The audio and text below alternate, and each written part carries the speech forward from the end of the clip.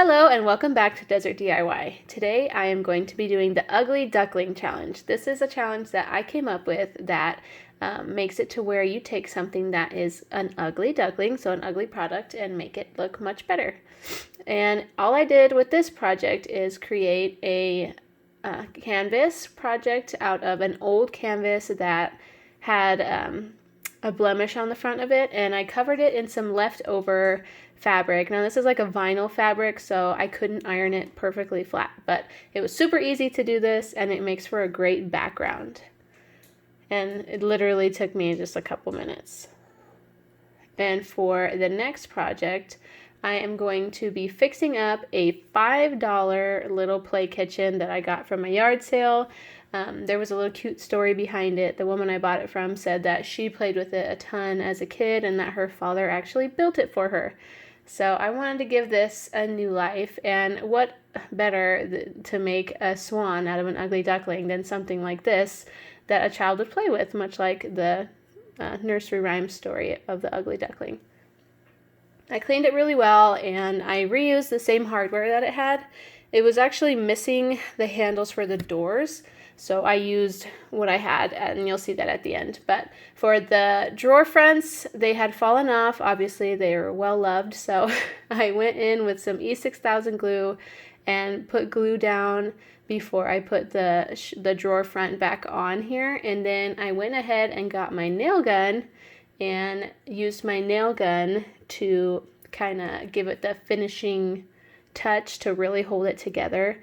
I had originally thought that this E6000 might have done the job. I mean, this glue is really amazing, but just putting in some finishing nails will make it last a lot longer, especially because kids tend to be rough with the things that they play with. So I'm hoping that I can pass on this piece to my grandchildren someday and help that story live on of the woman whose father built this for her. And my kids are literally playing with it right now as we speak.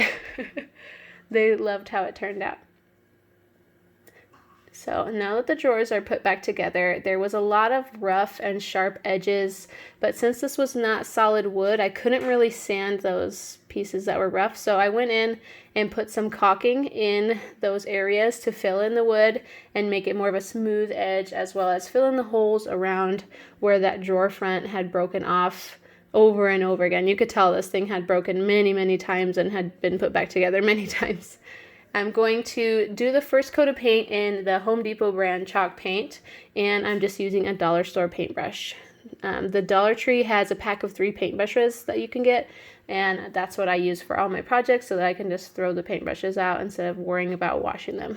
Because yes, I am lazy like that.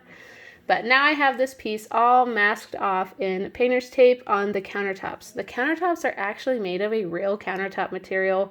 They're like a Formica sort of material, I guess. And Formica is really durable. It may not be as pretty as stone, but it's very durable. So I want to protect those. And the inside, I had started painting it with the chalk paint and realized that it was just going to be really tedious. So I brought it outside and did the final coats of paint, as well as painting the inside of the cabinet with spray paint. And once that was done, I brought it inside and started painting it with the same Stormy Gray that I did my ladder shelf on my previous video. You can see that in my DIY projects playlist if you'd like to see that one too. But once that was finished, I spray painted the handles. You may recognize those. Those are the same ones that I originally had, but I spray painted them silver and then just put them back on. And I'm going to hang some hooks on the side so that my kiddos can hang their little kitchen objects off of the side, because you know they have lots of little toys and trinkets and things that they want to play inside a little kitchen. And I mostly let my kids do Play-Doh stuff in their kitchen stuff. But here's how it turned out with all the knobs and bells and whistles, including the little lemon picture that I made out of a canvas that I got from a really amazing woman who was getting rid of it. And this entire project cost me a little over $5. I'm so happy with how it turned out, and this ugly duckling is now a happy swan, and my children are enjoying it just as much as its previous owners. Thanks for watching, and if you liked what you saw, then don't forget to hit subscribe.